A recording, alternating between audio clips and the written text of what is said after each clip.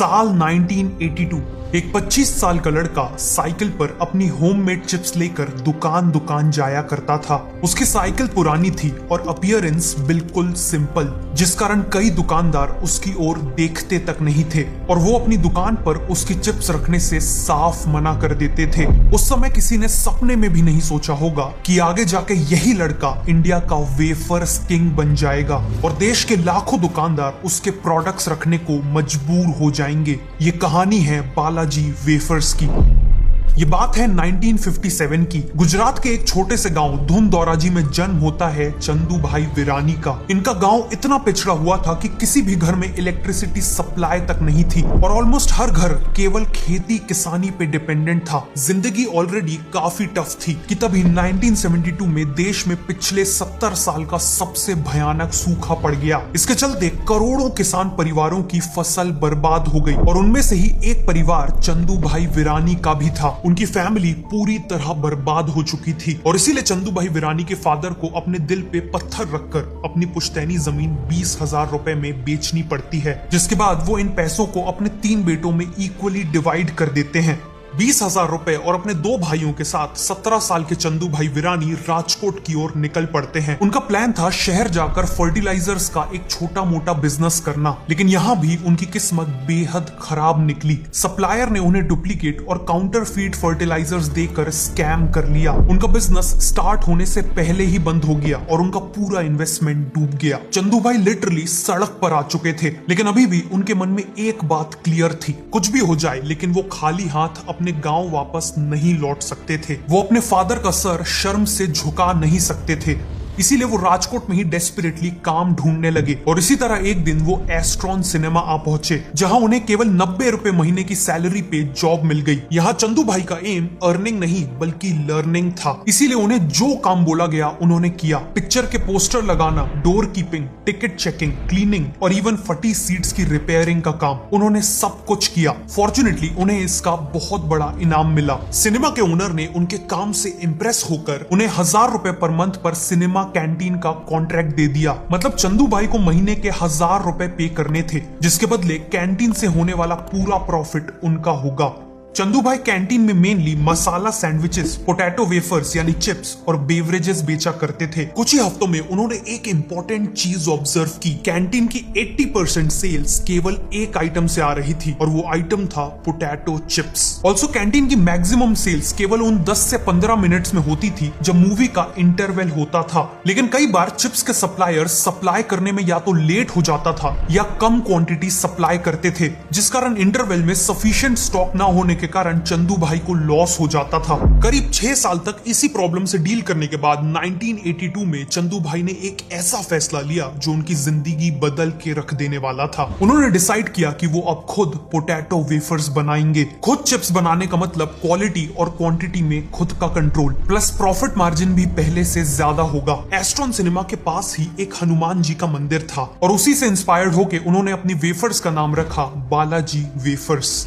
इस नए काम में चंदू भाई ने 10,000 रुपए लगाए और सबसे पहले अपने घर के कंपाउंड में एक छोटा सा शेड बनवा लिया। उन्होंने देखा कि इंडस्ट्रियल पोटैटो पीलिंग और कटिंग मशीन काफी महंगी होती है, तो उन्होंने जुगाड़ किया और सेपरेटली पार्ट्स खरीद कर खुद ही 5,000 रुपए में मशीन तैयार कर ली। बाकी पैसे कढ़ाई और दूसरे इक्विपमेंट्स खरीदने में लग गए। इनका प्रोडक्शन प्रोसेस बिल्कुल बेसिक था। एक ही कमरे में पोटैटो पीलिंग, कटिंग, फ्राइंग और पैकेजिंग सब कुछ होता था। चंदू भाई दिन में कैंटीन मैनेज करते थे और रात को घर आकर खुद वेफर्स फ्राई करते थे। लेबर कॉस्ट बचाने के लिए पूरी फैमिली इस प्रोसेस में इन्वॉल्व थी। सालों तक कैंटीन में काम करके इन्होंने कस्टमर के बारे में एक चीज ऑब्जर्व कर ली थी कि उनके लिए सबसे इंपॉर्टेंट था value for money product. Basically उन्हें कम से कम प्राइस में ज्यादा से ज्यादा वेफर्स चाहिए थे। इसीलिए चंदू भाई ने शुरुआत से ही कॉम्पिटिटर्स के मुकाबले 25 to 30% एक्स्ट्रा चिप्स ऑफर किए। और जहां तक टेस्ट की बात है, उनकी और उनके भाइयों की पूरी जिंदगी गुजरात में बीती थी, इसीलिए वो वो कस्टमर के टेस्ट प्रेफरेंस से अच्छी तरह वाकिफ थे। इनिशियली चंदू भाई ने केवल एस्ट्रॉन सिनेमा की कैंटीन में ही चिप्स बेचे, लेकिन जब रिस्पॉन्स अच्छा मिला तो उन्होंने स्केल बढ़ाने का ठान लिया। एस्ट्रॉन सिनेमा के बाहर उन्हें सबसे पहले एक गर्ल्स हाई स्कूल की कैंटीन में वेफर सप्लाई करने का कॉन्ट्रैक्ट मिला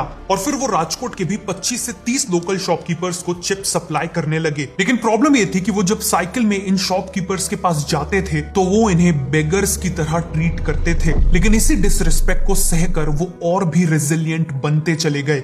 इसके अलावा एक और प्रॉब्लम थी क्वालिटी की। अभी भी उनकी ज्यादातर प्रोसेस मैनुअल थी, जिस कारण जब उन्होंने प्रोडक्शन क्वांटिटी बढ़ाई तो क्वालिटी की कंसिस्टेंसी नीचे चली गई। प्लस पैकेजिंग में इश्यूज होने लगे, जिस कारण कई जगह से चिप्स के स्टेल होने की कंप्लेंट्स आने लगी। क्वालिटी के इश्यूज को डील करने के लिए चंदू भाई ने खुद को पोटैटो वेफर्स मैन्युफैक्चरिंग में एक्सपर्ट बनाने का ठान लिया। फॉर एग्जाम्पल, उन्हें रियलाइज हुआ कि एक एवरेज पोटैटो में अराउंड 80 to 85% तो केवल वाटर होता है और पोटैटो में जितना ज्यादा ड्राई मैटर होगा उसका वेफर उतना ही अच्छा बनेगा। आइडियली ड्राई मैटर 20 to 23% होना चाहिए। एक्सपीरियंस के साथ साथ चंदू भाई आलू को केवल हाथ में लेकर ही पहचान जाते थे कि ये चिप्स बनाने के लिए कितना सूटेबल है। इसी तरह उन्होंने क्रिस्प वेफर्स बनाने के लिए स्लाइस की आइडियल थिकनेस को समझा, ऑयल का टेम्परेचर कितना होना चाहिए, वेफर को कितनी देर फ्राई करना चाहिए, पोटैटो को कैसे वॉश करना है, मसाले कौन से और कितने डालने हैं, इन सब में वो एक्सपर्ट बन गए। लेकिन उन्हें पता था कि उनके केवल अकेले के एक्सपर्ट बन जाने से काम नहीं चलेगा। उन्हें कुछ ऐसा करना पड़ेगा जिससे उनकी वेफर्स बनाने की मेथड और प्रोसेस को वो मास स्केल पे रेप्लिकेट कर सके। इसीलिए उन्होंने अभी तक का सबसे बड़ा रिस्क लेते हुए 50 लाख रुपए का लोन लिया और अपना पहला semi automatic wafers manufacturing plant डाल दिया। प्लांट का एरिया 1000 स्क्वायर मीटर का था और daily manufacturing capacity 60 KG wafers की थी। इस प्लांट के साथ उनकी उम्मीद थी बेहतर कंसिस्टेंट क्वालिटी अचीव करना और ब्रांडेड पैकेजिंग अचीव करना।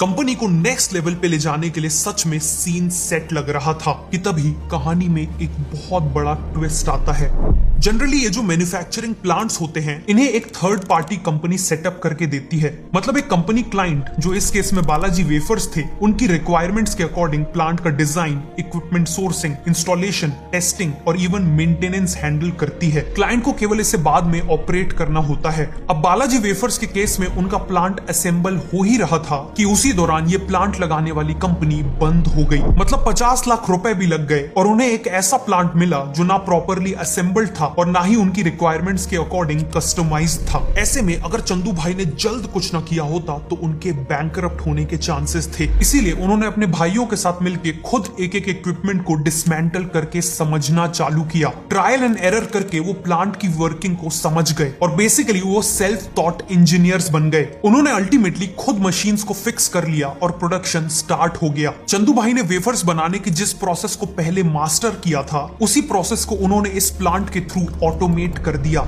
बालाजी वेफर्स को इसका बेनिफिट इमीडिएटली दिखा। बहुत जल्द वो राजकोट और आसपास के कई एरियाज की दुकानों में सप्लाई करने लगे। पैकेजिंग और क्वालिटी के इश्यूज ना के बराबर हो गए और इसी के बाद चंदू भाई का एक बिलीफ और भी स्ट्रॉन्ग हो गया कि मशीन्स, इक्विपमेंट्स और टेक्नोलॉजी में इन्वेस्टमेंट बेस्ट इन्वेस्टमेंट होती है। इसीलिए उन्होंने 1995 में एक और सेमी ऑटोमेटिक प्लांट डाल दिया और 2002 में एक फुली ऑटोमेटेड फैक्ट्री डाल दी, जो उस समय पूरे इंडिया की सबसे बड़ी पोटैटो चिप्स फैक्ट्री थी। कम प्राइस में बेटर क्वांटिटी, क्वालिटी और पैकेजिंग देकर वो ना केवल अनब्रांडेड चिप्स बल्कि ब्रांडेड चिप्स को भी बीट करने लगे थे। इनफैक्ट 2006 तक तो वो गुजरात में 90% मार्केट शेयर कैप्चर करके नंबर 1 बन चुके थे। लेकिन चंदू भाई गुजरात के केवल एक रीजनल प्लेयर बन के नहीं रहना चाहते थे। वो बिजनेस को और भी स्टेट्स में एक्सपैंड करना चाहते थे और उन्हें पता था कि उसके लिए उन्हें प्रोडक्ट, मार्केटिंग और एचआर जैसे हर डिपार्टमेंट में रिवॉल्यूशन की जरूरत पड़ेगी।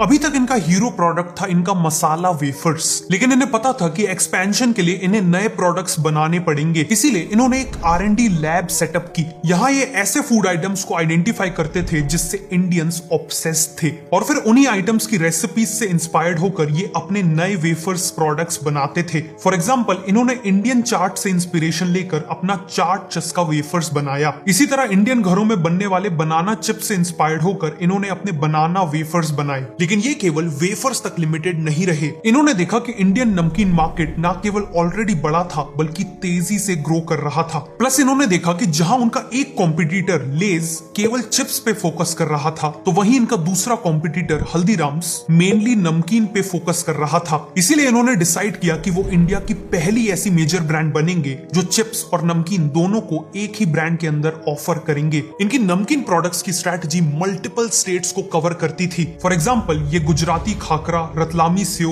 पंजाबी तड़का और क्लासिक सेव ऑफर करते थे। फाइनली यंग जनरेशन को टारगेट करने के लिए इन्होंने वेस्टर्न स्नैक्स जैसे पॉप रिंग्स, नाचोस और इवन कुरकुरे जैसे सिमिलर प्रोडक्ट्स लॉन्च कर दिए। इन प्रोडक्ट्स के नाम भी स्पेसिफिकली यंग जनरेशन को ध्यान में रखकर दिए गए थे, जैसे वीलोज, अमेज और यम स्टिक्स। इवन मैगी और यिप्पी से कंपीट करने के लिए इन्होंने अपनी गिप्पी मसाला नूडल्स लॉन्च कर दी। बेसिकली कस्टमर की एज या टेस्ट कुछ भी हो, बालाजी वेफर्स के पास उनके लिए एक प्रोडक्ट ऑफरिंग जरूर थी। ऑल्सो ये हर नए प्रोडक्ट को लॉन्च करने से पहले अपने टारगेट कस्टमर के एक छोटे से सैंपल को अपने लैब में बुलाते थे। ये उन्हें अपना प्रोडक्ट टेस्ट करवाते थे और उनसे एक फीडबैक फॉर्म में डिटेल्ड फीडबैक लेते थे और इसी फीडबैक के बेस पे ये अपने प्रोडक्ट्स को इंप्रूव करते चले जाते थे। लेकिन बालाजी वेफर्स को पता था कि केवल अच्छा प्रोडक्ट बना लेने से सेल्स नहीं आती। सेल्स आती है जब आप अपने प्रोडक्ट की खासियत अपने कस्टमर तक पहुंचा सके। और यहाँ पिक्चर में आती है इनकी जीनियस मार्केटिंग स्ट्रैटेजी। बालाजी को पता था कि उनका सबसे बड़ा कॉम्पिटिटर है लेज, और लेज की सबसे बड़ी कमजोरी है उनकी कम क्वांटिटी। इवन मीम्स और नॉर्मल बोलचाल में भी लेज की कम क्वांटिटी और ज्यादा हवा का मजाक बनाया जाता था। इसी वीकनेस को टारगेट करते हुए बालाजी वेफर्स ने अपनी मैसेजिंग बनाई,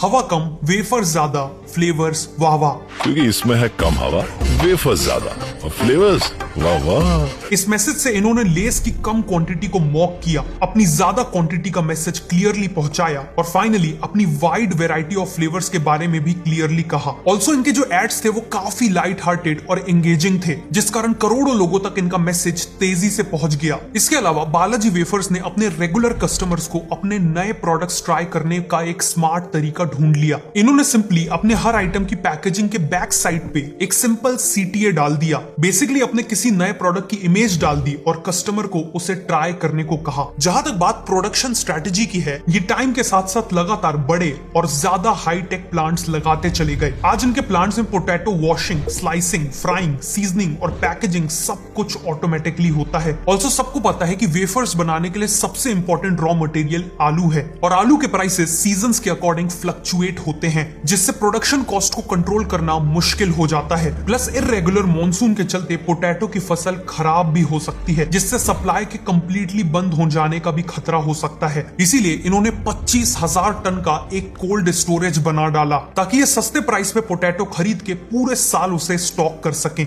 बालाजी वेफर्स की HR स्ट्रैटेजी भी बिल्कुल यूनिक है। यहाँ किसी भी डिपार्टमेंट को कोई भी टारगेट्स नहीं दिए जाते, क्योंकि चंदू भाई का मानना है कि जब एम्प्लॉइज को ओनरशिप फील होती है तो वो दिल से मानते हैं कि ये कंपनी उनकी है और ऐसे में वो खुद ही अपना बेस्ट देते हैं। ऑल्सो हर एम्प्लॉय के पास चंदू भाई का पर्सनल नंबर होता है, चाहे वो फैक्ट्री वर्कर हो या मैनेजर, ताकि उन्हें ये फील हो कि चाहे कुछ भी हो जाए चंदू भाई उनके साथ हैं। फाइनली यहाँ हायरिंग में रेज्यूमे से ज्यादा पैशन और एटीट्यूड देखा जाता है। लेकिन बालाजी की सक्सेस केवल उनकी मार्केटिंग, प्रोडक्ट या HR स्ट्रैटेजी के कारण नहीं, बल्कि उनके यूनिक वैल्यूज और प्रिंसिपल्स के कारण भी है। जब 2023 में पेप्सी ने बालाजी वेफर्स को 4,000 करोड़ में खरीदने का ऑफर दिया, तो इन्होंने ऑफर रिजेक्ट करके एक इंडिपेंडेंट इंडियन ब्रांड बने रहने का डिसीजन लिया। जब हल्दीराम्स की नोएडा फैक्ट्री में आग लग गई तो कई महीनों तक बालाजी वेफर्स ने अपनी फैक्ट्री में हल्दीराम्स के प्रोडक्ट्स बनवाए, जबकि हल्दीराम्स तो इनका कॉम्पिटिटर था। इन्होंने कभी भी जल्दबाजी में एक साथ पूरे इंडिया में एक्सपैंड करने का नहीं सोचा,